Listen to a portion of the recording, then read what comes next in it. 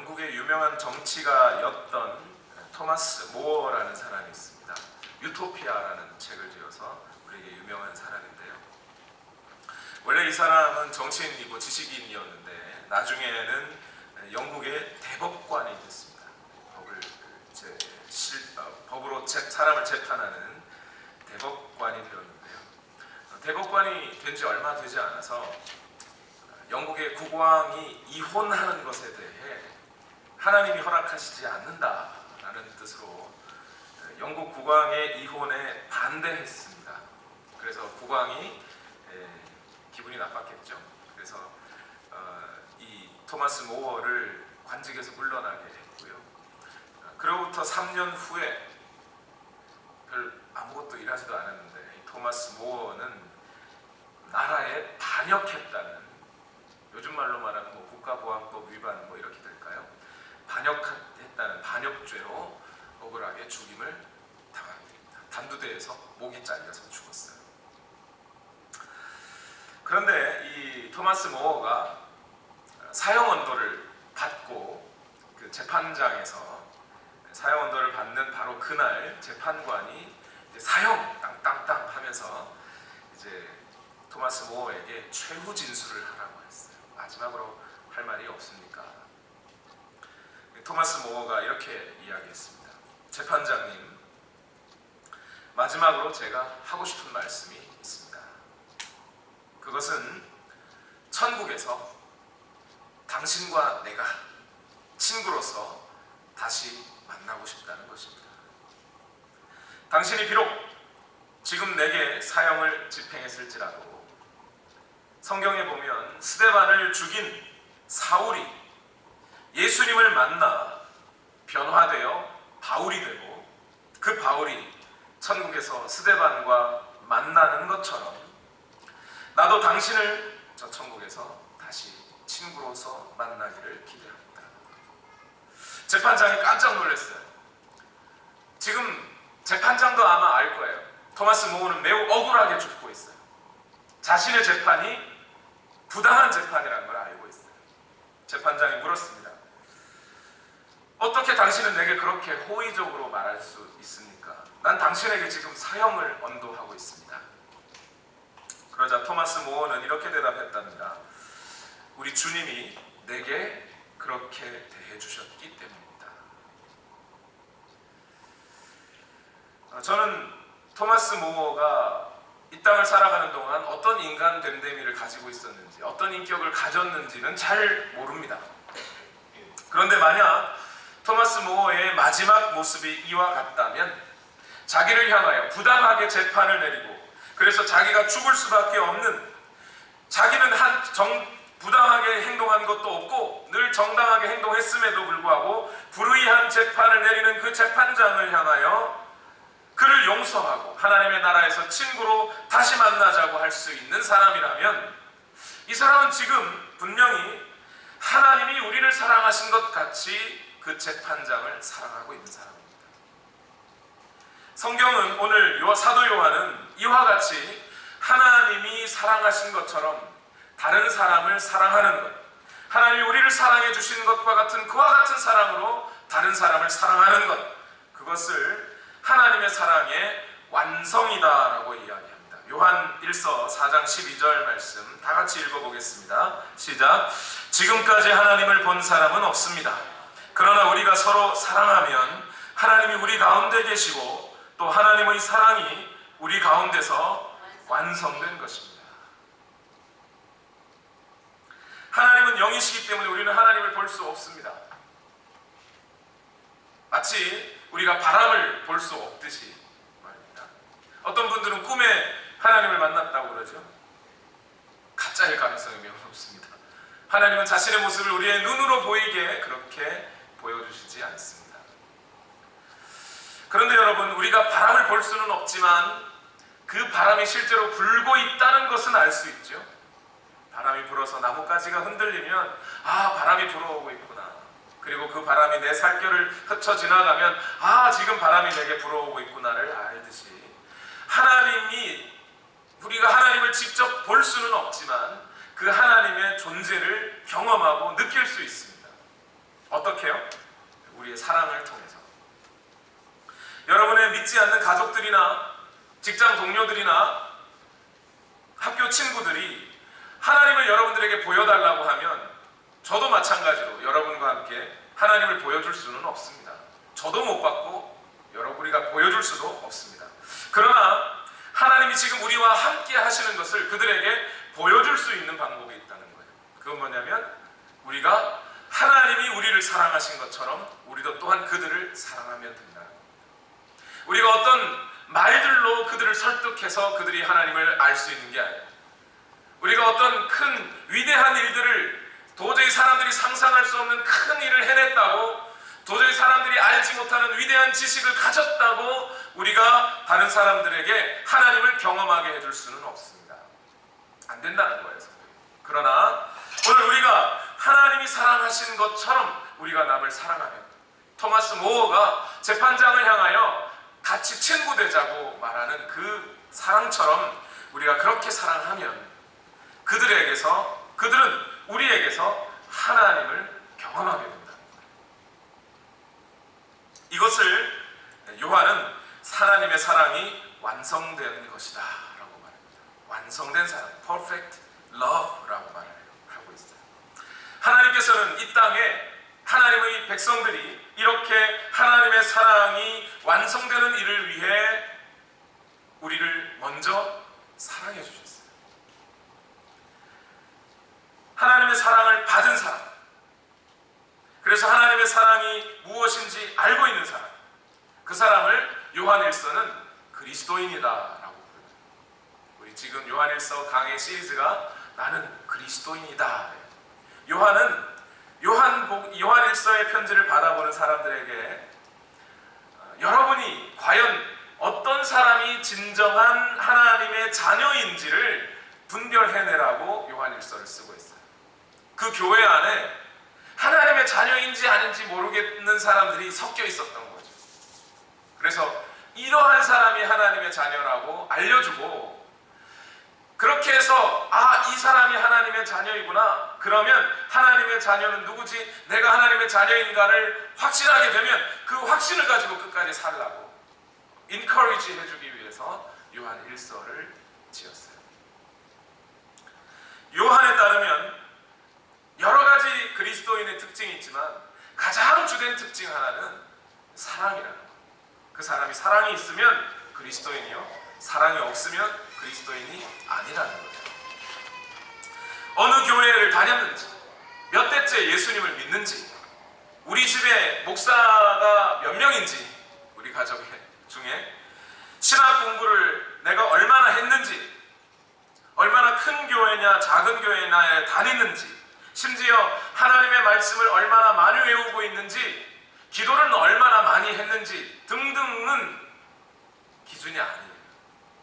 그것과는 관계없이 오늘 우리에게서 사랑이 드러나고 있느냐, 그러면 그 사람은 그리스도인이라는 거예요. 음식점에 가서 음식을 앞에 놓고 기도하는 사람이 그리스도인이 아니고, 음식점에서 자기를 위해 서빙해주는 그 사람들에게 친절을 베푸는 사람, 사랑을 베푸는 사람, 그 사람이 그리스도인이라는 겁니다. 요한일서 4장 16절 말씀을 다시 한번 다 같이 읽어봅시다. 오늘 본문 첫 번째 구절인데요, 다 같이 읽어보겠습니다. 시작. 우리는 하나님이 우리에게 베푸시는 사랑을 알았고 또 믿었습니다. 하나님은 사랑이십니다. 사랑 안에 있는 사람은 하나님 안에 있고 하나님도 그 사람 안에 있습니다. 우리는 그 사랑을 알았습니다. 우리에게 베푸시는 하나님의 사랑을 알았습니다. 어떻게 아셨어요, 여러분? 하나님이 여러분을 사랑하신다는 거 여러분 아셨나요? 받았습니까, 그 사랑을? 대답을 안 하시네요. 만일 안 받으셨으면 여러분은 그리스도인이 아니신 겁니다. 받으셨나요? 어디서 그 사랑을 발견하셨나요?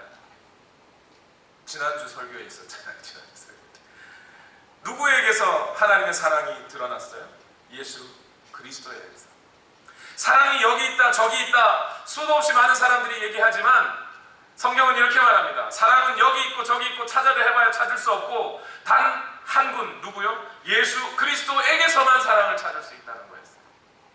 예수 그리스도가 육신을 입고 이 땅에 오신 것, 그래서 우리를 위하여 대신 십자가에 달려 죽게 되신 것, 그래서 그 생명을 우리에게 주신 것, 그것이 바로 하나님의 사랑이 우리 안에서 드러나는 순간이었다. 우리에게 주어지는 순간이었다는 거예요. 그래서 이 사랑을 받은 사람은요, 하나님의 사랑을 받은 사람은, 아직 사랑이 드러나진 않았습니다, 우리에게서. 이 하나님의 사랑을 받은 사람은 독특한 태도를 갖고 있게 된다는 겁니다. 누구에 대해서? 예수 그리스도에 대해서. 예수 그리스도 안에서 하나님의 사랑이 드러났고, 그래서 그 예수 그리스도 안에서 드러난 하나님의 사랑을 받은 사람은 예수 그리스도를 향하여 어떤 태도를 갖게 된다는 거예요. 느낌이나 감정이 아니라 오늘 우리가 과연 하나님의 사랑을 알고 받아들였는지를 알 수 있는 우리에게서 드러난 태도가 있어요. 마틴 로이드 존스 목사님은 그 태도를 10가지로 요약해주고 있습니다. 한번 잘 들어보시죠. 첫 번째, 하나님이 자기 자신을 대적하신다는 느낌을 갖지 않아야 한다. 여전히 하나님이 나에게 대적하시는 분, 나를 반대하시는 분이라고 여기고 있다면 그 사람은 아직 하나님의 사랑을 모르는 사람이라는 거예요. 받은 사람이 아니라는 거예요. 예를 들면 어떤 거요? 아니, 하나님이 살아계시다면 왜 나한테 이런 일을 주셔가지고 나를 죽게 만드실까? 하나님이 여전히 나를 대적하고 있다고 생각하시는 거죠. 하나님을 알긴 알지만 그 하나님이 나를 대적하고 계신다고 믿는 것, 이것은 하나님의 사랑을 받은 사람이 아니라는 거예요. 예수 그리스도 안에 있는 그 하나님의 사랑을 발견한 사람이 아니라는 겁니다. 둘째, 하나님을 경외하지만 하나님을 두려워하지는 않는 것. 그런 태도가 그리스도인에게 있다는 거예요. 하나님을 아는 사람에게. 셋째, 하나님이 우리를 위하시고 우리를 사랑하신다는 생각을 갖는 것. 억지로 막 생각해서가 아니고 하나님의 사랑을 안 사람은 하나님이 우리를 사랑하고 있다는 것을 자연스럽게 생각으로 갖게 된다는 거예요. 네 번째, 예수 그리스도의 공로로 죄 사함을 받았다고 아는 것. 다섯 번째, 죄 사함을 받았기 때문에 하나님께 감사와 찬양을 드리고자 하는 마음이 있는 것. 여섯 번째, 그래서 죄를 점점 더 미워하게 되는 것. 일곱 번째, 하나님을 기쁘시게 해드리며 선한 삶을 살고자 하는 욕구를 지니게 되는 것. 여덟 번째, 예수님을 더 잘 알고자 하며 그분께 더 가까이 나아가고자 하는 바람을 가지는 것. 아홉 번째, 그분에 대한 우리의 사랑이 너무나 보잘것없다는 뉘우침을 갖는 것. 이해되시죠? 내가 예수님을 사랑하는 게 너무 보잘것없어 라고 생각하는 사람은 이미 예수님을 사랑하고 있는 사람인 거죠. 마지막으로 열 번째, 위에 9가지 사실에 더해 예수님에 관해 듣고 기뻐하고 있을 거예요. 이런 태도를 갖게 된다는 거예요. 하나님의 사랑을 아는 사람, 예수 그리스도 안에서 하나님의 사랑을 발견한 사람은 이와 같은 태도가 우리에게 있다는 거예요. 10가지 하니까 너무 많아요, 그죠? 또 막 그 10가지를 언제 다 생각해요? 예를 들면 이런 겁니다. 독일의 아우슈비츠 포로 수용소를 아시나요, 여러분? 이름은 들어보셨을 거예요. 2차 대전 중에 유대인들이 엄청나게 많이 학살당한 곳입니다. 가스실에서 얼마나 가스를 주면 사람이 죽을까 하는 거 사람에 넣어가지고 실험하는 그런 곳이었어요.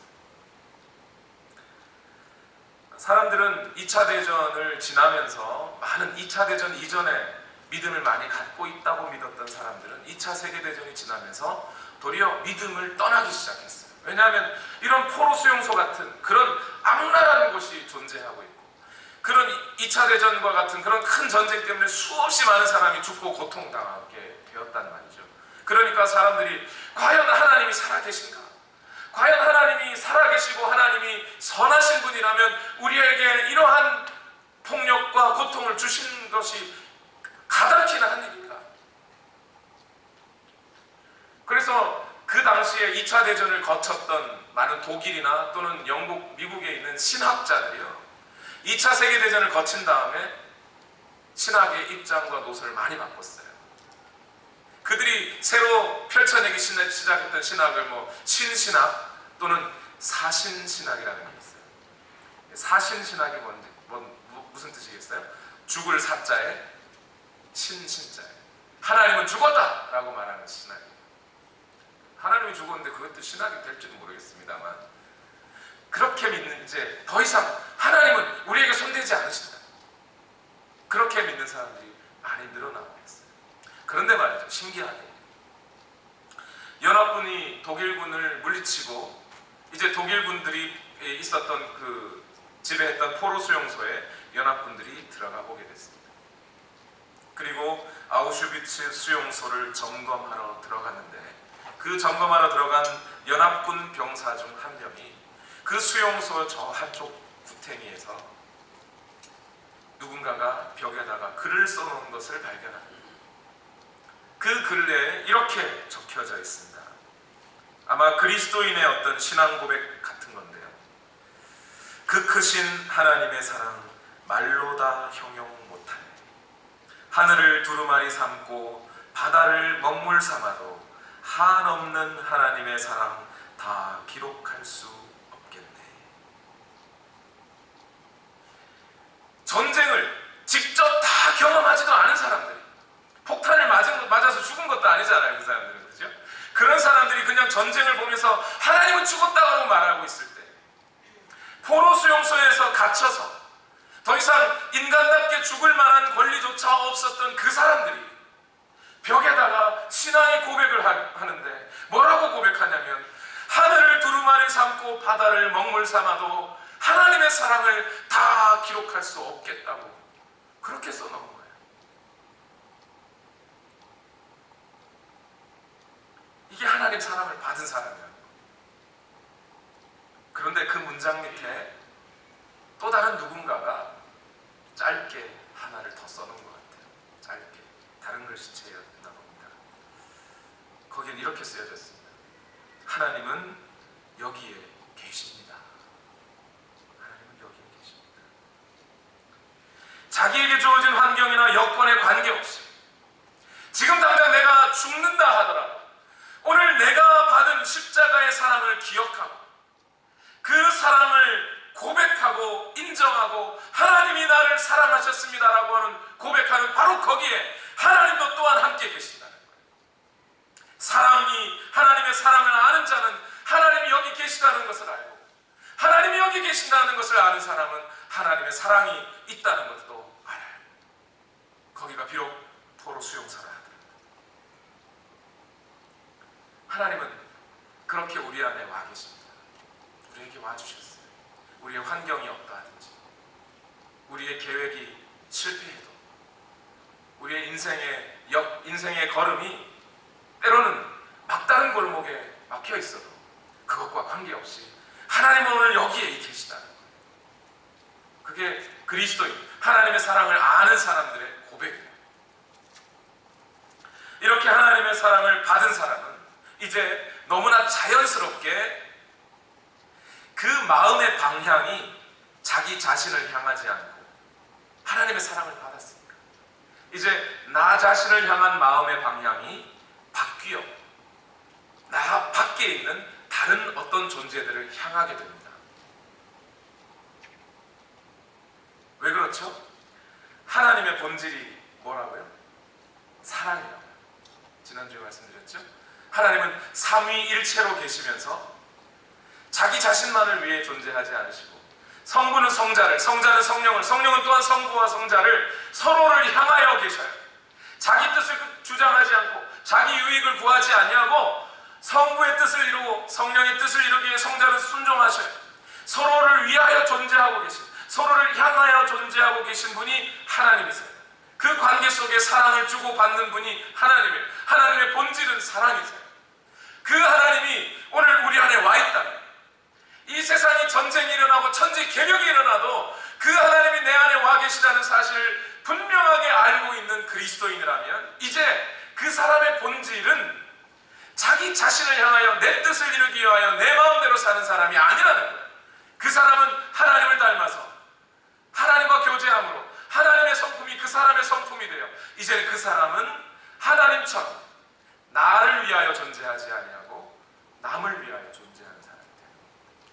그래서 그리스도인의 특징은 사랑이라는 거예요.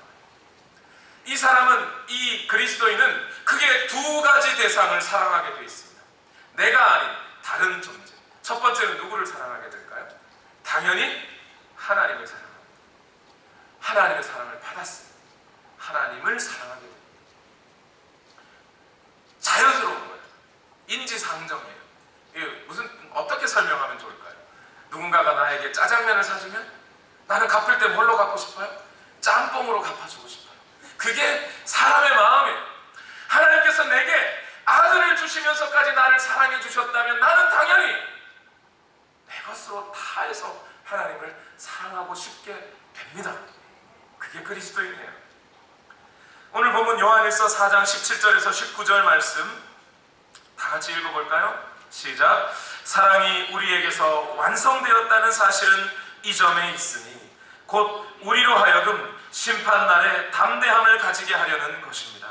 우리가 이렇게 담대해지는 것은 그리스도께서 사신 대로 또한 우리도 이 세상에서 그렇게 살기 때문입니다.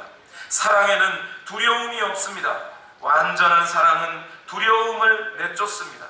두려움은 징벌과 관련이 있습니다.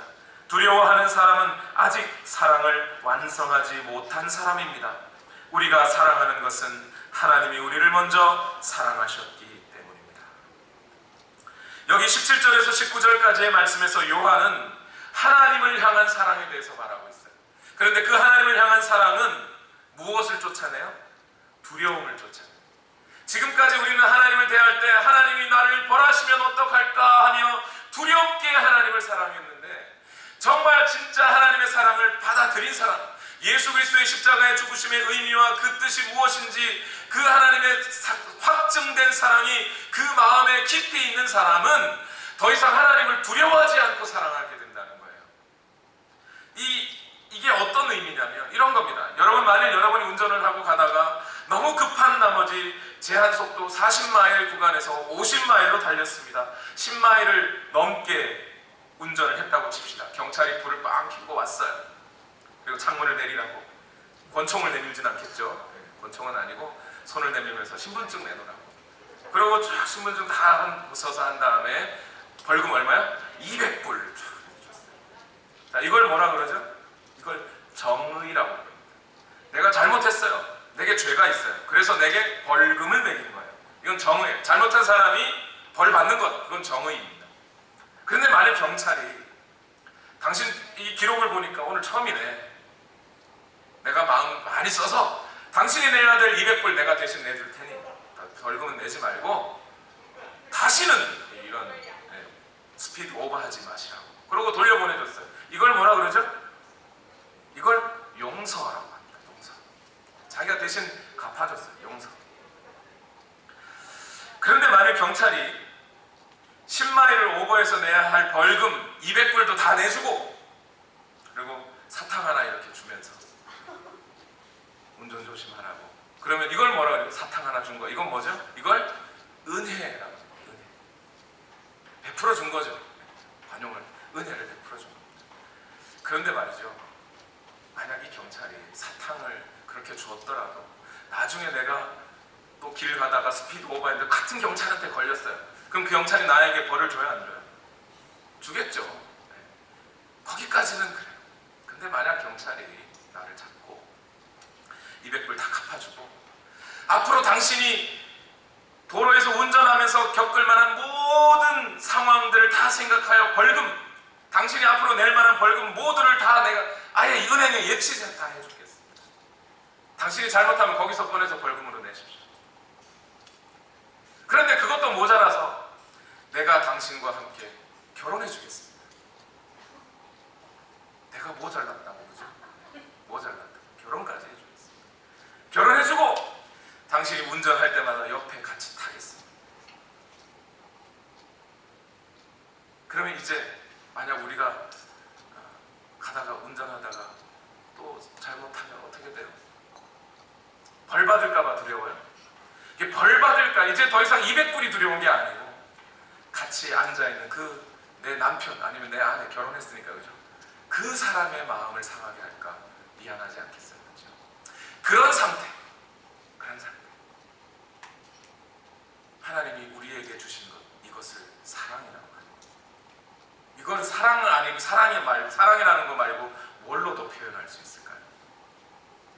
로마서 5장 7절과 8절에 의인을 위해서라도 죽을 사람은 거의 없습니다. 더욱이 선한 사람을 위해서라도 감히 죽을 사람은 드뭅니다. 그러나 우리가 아직 죄인 되었을 때에 그리스도께서 우리를 위하여 죽으셨습니다. 이리하여 하나님께서는 우리들에 대한 자기의 사랑을 실증하셨습니다. 예수님께서 십자가에 달려 죽으시는 그것이 바로 하나님이 우리를 향하여 사랑하신다는 것을 보여주신 거예요. 그런데 하나님은 여기서 끝나지 않으셨어요. 로마서 8장 14절과 15절 말씀에 하나님의 영으로 인도함을 받는 사람은 누구나 다 하나님의 자녀입니다.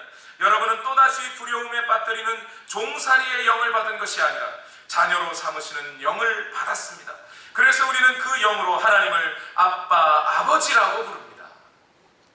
하나님은 그 아들을 우리에게 주신 것만도 모자라 거기에 더하여 성령을 우리 안에 부어주시고 그 성령을 인하여서 우리가 하나님을 아바, 아버지라고 부를 수 있게까지 하셨어요. 하나님의 관계를 그렇게 만들어주셨어요. 우리 안에 성령이 계셔요. 우리가 차마 기도할 수 없는 그 순간에도 성령께서 우리를 위하여 기도하여 주셔요. 바로 그것이 하나님께서 우리에게 부어주신 사랑이기 때문에 우리는 하나님 아버지에 대하여 더 이상 종살이하는 영처럼 두려움에 빠지지 않아요. 내가 다시 지옥 가면 어쩌지 걱정하지 않습니다. 그 성령께서 우리를 인도하고 계시기 때문에 우리가 하나님을 사랑할 때 이렇게 사랑한다는 거예요. 두려움을 맺죠. 하나님이 나를 벌하시면 어떨까 그런 걱정 없이 하나님께 나아가는 자는 그가 살아계신 것과 그를 찾는 자들에게 상 주시는 이심을 믿어야 할지니라 라고 말하신 것처럼 우리는 하나님께 나아갈 때 두렵게 나아가지 않아요. 오늘날 많은 사람들이 얼마나 사랑하기를 두려워하는지 몰라요.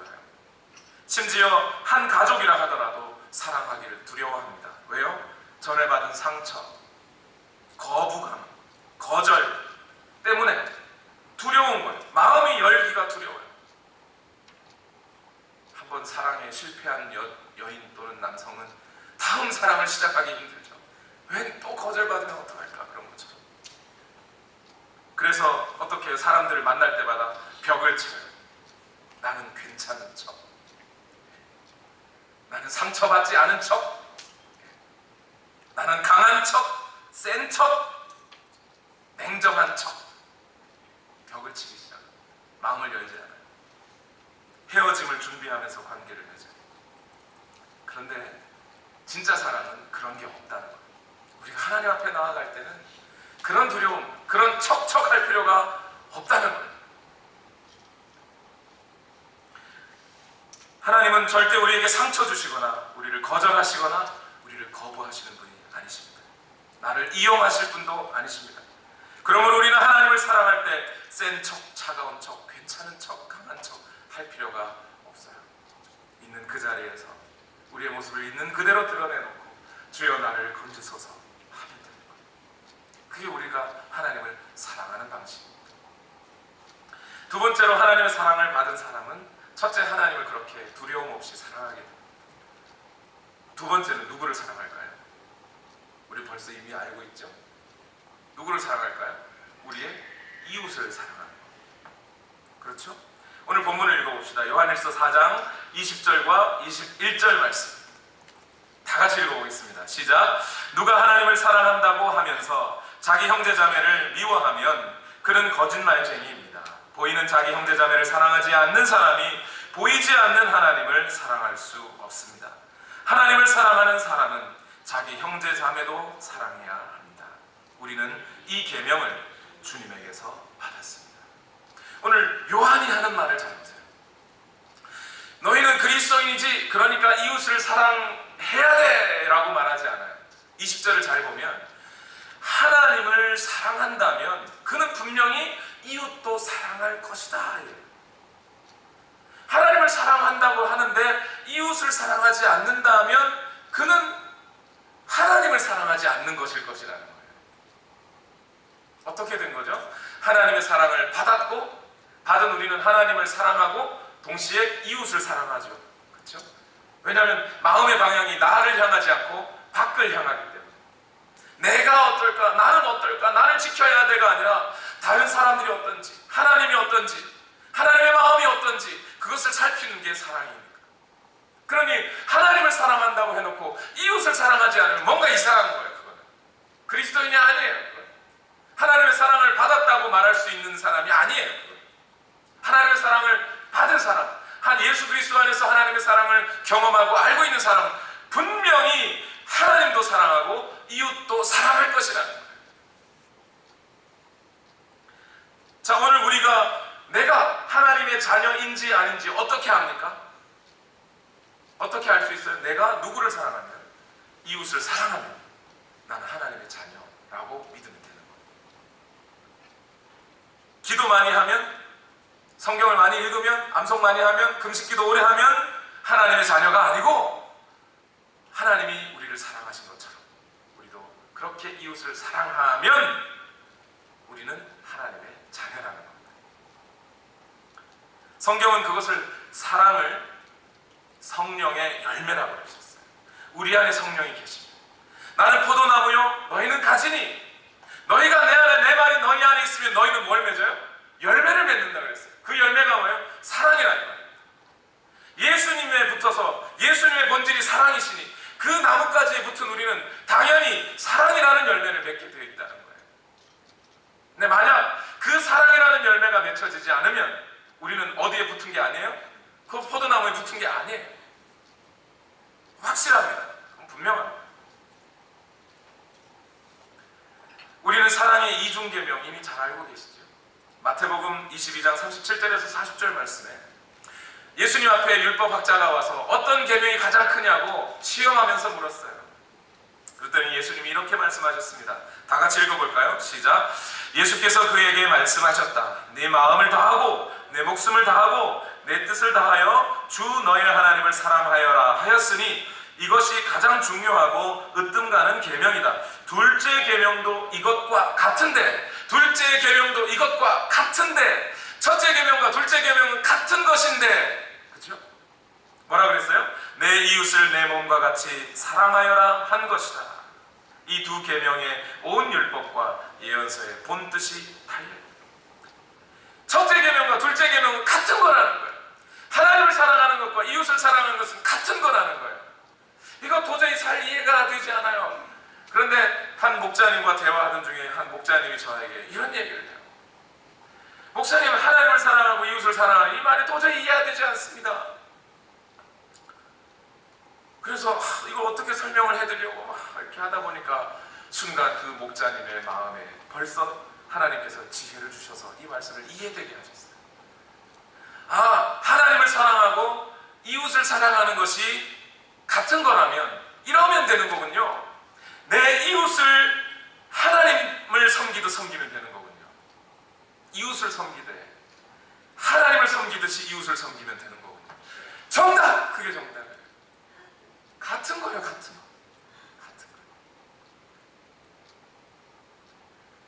그리스도인에게서 이 사랑이 드러나야 한다는 겁니다. 드러나야 한다. 당연히 드러난다는 거예요. 그리스도인에게.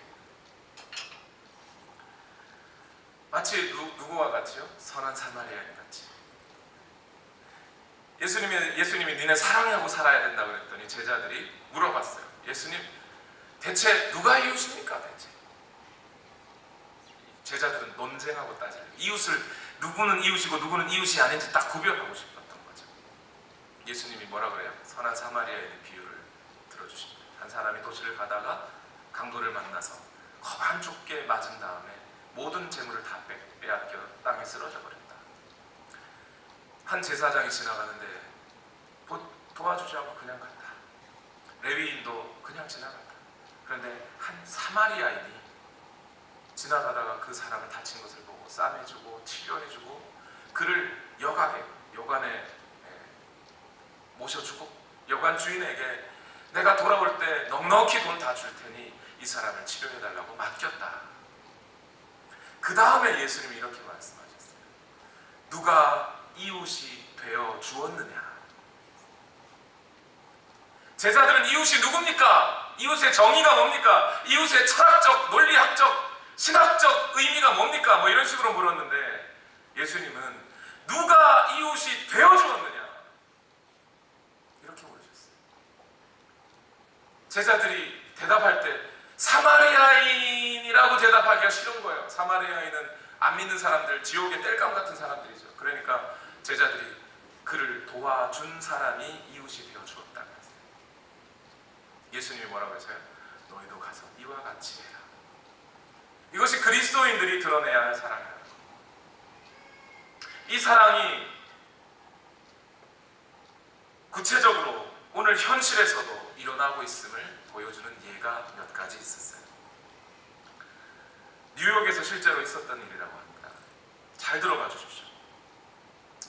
뉴욕 어느 한 야구장에 저녁 무렵에 어린아이들이 멋진 유니폼을 입고 두 팀을 이뤄서 야구를 하고 있었어요. 그런데 그 야구장 저 멀찍이에서 담장 너머에서 그 장면을 지켜보고 있던 아빠와 아이가 있었습니다. 그 아이의 이름이 쟈니였어요. 그 쟈니가 항상 그걸 보고 있다가 아빠한테 떼를 씁니다. 아빠, 나도 저거 하게 해줘. 나도 저거 하고 싶어. 아빠가 가슴이 아파요. 왜냐하면 쟈니는 태어날 때부터 선천적으로 정신장애아였어요. 그래서 야구를 할 수 있는 기능이 전혀 없는 아이입니다. 그래서 아빠가 하도 쟈니가 떼를 쓰고 떼를 쓰니까 아빠가 그 야구장 안으로 들어가서 야구하고 있는 아이들 중에서 주장쯤 돼 보이는 아이에게 물었습니다. 우리 애가 같이 야구를 하고 싶어 하는데 해도 되겠니? 그 주장인 아이가 대답을 어떻게 했냐면, 아저씨 지금 8회인데요. 여러분 야구가 9회까지 있는 건 아시죠? 지금 8회인데 우리가 2점 차로 지고 있어요. 네, 아무래도 이길 것 같지는 않아요. 그러니 아저씨 아들 이렇게 쭉 보더니 와서 같이 하라고 그러는 거예요. 유니폼을 입고 헬멧을 쓰고 막 방망이를 일단 들었습니다. 8회는 이미 다 끝났어요. 이제 9회 상대편 공격한 다음에 마지막으로 자기 공격들이 남았는데 아무래도 쟈니에게 순서가 올 것 같지는 않아요. 순서는 있으니까. 근데 마지막 9회에 첫 번째 선수가 나가서 아웃됐습니다. 두 번째 선수가 나가서 아웃됐어요. 그럼 이제 다 끝났구나 하고 있는데 공교롭게도 그 다음번 선수가 나가서 안타를 친 거예요. 아버지의 마음이 졸아들기 시작합니다. 그 다음이 쟈니인데 그 다음 두 번째 선수, 네 번째 선수가 나가더니 또 안타를 쳤어요. 선수가 두 명이 베이스에 딱 나가 있는 거예요. 마지막으로 쟈니 순서가 왔어요. 이걸 어떡하지?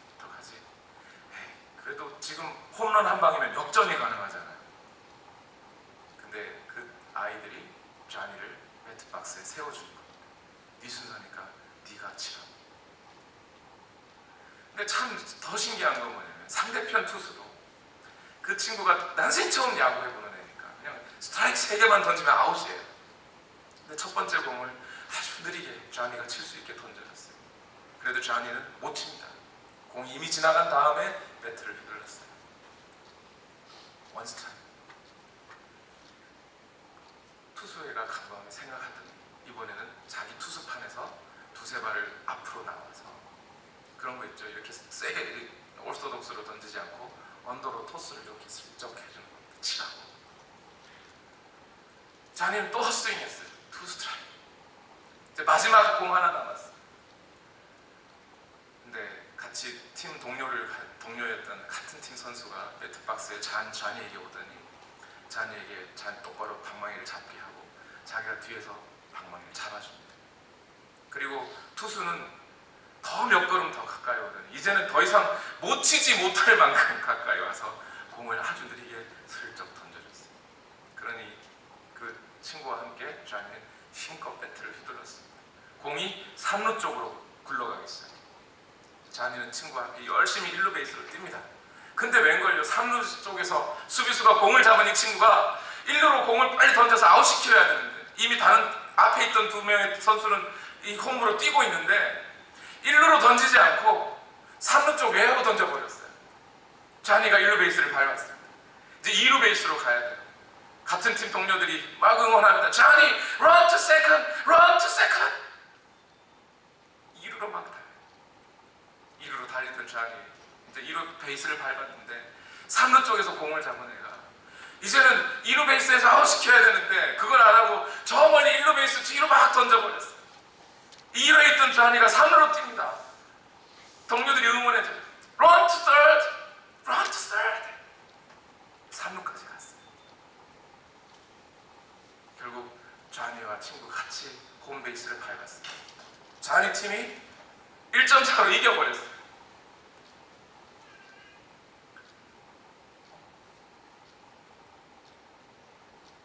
그 아버지가 이 일이 있었던 걸 제가 어떻게 할까요? 이 아버지가 한 인권단체에다가 그날 있었던 경험들을 보고해 줬던 거예요. 그리고 그 아버지가 이렇게 말합니다.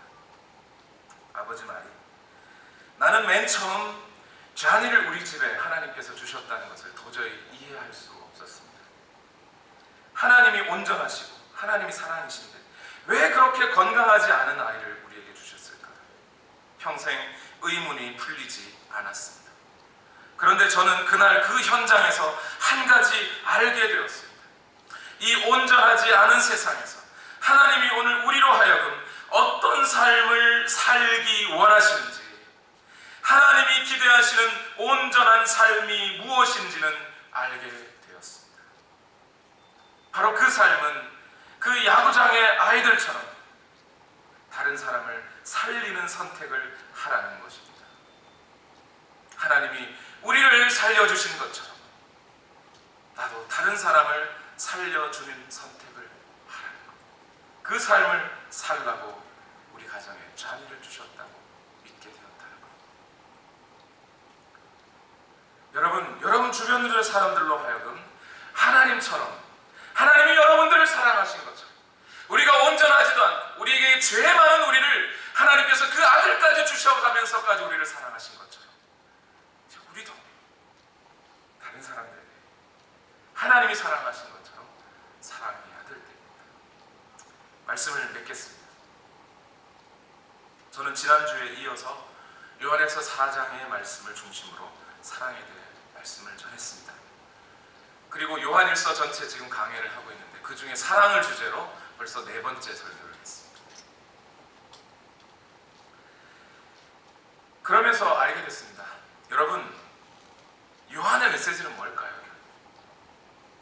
어떻게 하라는 건가요? 사랑하라는 겁니다. 아무리 사랑에 대해서 이 말 저 말 많이 하더라도 사랑이라는 행위가 우리에게서 드러나지 않으면 안 됩니다. 아무 소용이 없습니다.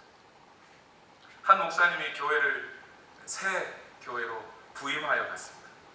교회를 들어가는데 나이 70이 넘은 사찰 집사님이 그 넓은 예배당과 교회 마당을 혼자 쓸고 있어요. 청소하고 있어요. 그 순간 이 목사님 머릿속에 이 교회에서 내가 해야 할 설교가 이것이구나 머릿속에 스쳐 지나갔어요. 그래서 첫 주일날 이 목사님이 설교했습니다. 제목은 사랑하라. 열심히 설교했습니다. 성도들은 은혜를 받고 집으로 돌아갔습니다. 두 번째 주일인데 이 목사님이 똑같은 설교를 했습니다. 성도들은 좀 의아해하면서 목사님이 설교할 자료가 별로 없으신가 이러면서 집에 돌아가셨어요. 이 목사님이 셋째 주에도 똑같은 설교를 했습니다. 그러자 그날 예배 끝나고 교회에 청빙위원들이 모이셨어요. 상의하고 혹시나 다음 주에도 목사님이 똑같은 설교를 또 하신다면 계약을 해지하고 청빙은 없었던 것으로 해야겠다고 결론을 내렸습니다. 넷째 주에 목사님은 또 똑같은 설교를 했어요. 주일학교 학생들이 이제는 다음에 목사님이 무슨 얘기를 할지도 알 정도로 설교를 해버렸습니다. 예배 끝나고 청빙위원들이 목사님께 계약은 해지되었다고 집으로 돌아가시라고 통보를 했습니다. 목사님은 그런 이야기를 듣자 그러면 다음 주 한 번만 더 설교하게 해달라고 했어요. 다음 주가 되었습니다. 설교 제목은 전과 사랑하라 였습니다. 그런데 설교 내용이 좀 바뀌었습니다. 목사님은 이렇게 말합니다. 저는 처음 이 교회를 들어설 때 이 교회에 사랑이 없다는 것을 보았습니다. 그래서 저는 계속 사랑하라고 말씀드렸습니다. 그런데 여러분의 행동이 바뀌지 않는 것을 보고 또 사랑하라고 설교한 것입니다. 사랑은 감정이 아니라 행동이기 때문입니다. 그런데 결국 오늘 저는 청빙위원들로부터 해고 통지를 받았습니다. 안타깝게도 여전히 여러분은 아직 사랑하시지 하시는 겁니다. 여러분, 사랑은 말로 하는 게 아니고 감정을 갖는 게 아니고 행함과 진실함으로 하는 것입니다. 오늘 저와 여러분 안에 이 하나님의 사랑이 가득하고 이제 우리는 하나님을 사랑하고 온 세상을 향하여 사랑하는 사랑의 삶을 살아가는 저와 여러분 되시기를 예수님 이름으로 축원합니다. 우리 기도하기 전에 우리 이 찬양을 함께 부르고 기도했으면 좋겠습니다. 우린 이미 많은 사람들이 불렀던 곡이고 알고 있어요. 천사의 말을 하는 사람도 사랑 없으면 소용이 없고 심오한 진리 깨달은 자도 울리는 징과 같네. 하나님 말씀 전한다 해도 그 무슨 소용이 있나. 사랑 없으면 소용이 없고 아무것도 아닙니다. 우리 다 같이 고백하겠습니다. 천사의 말을 하는 사람도 사랑 없으면 소용이 없고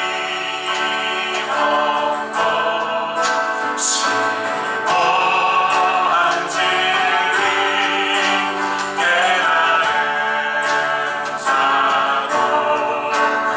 울리는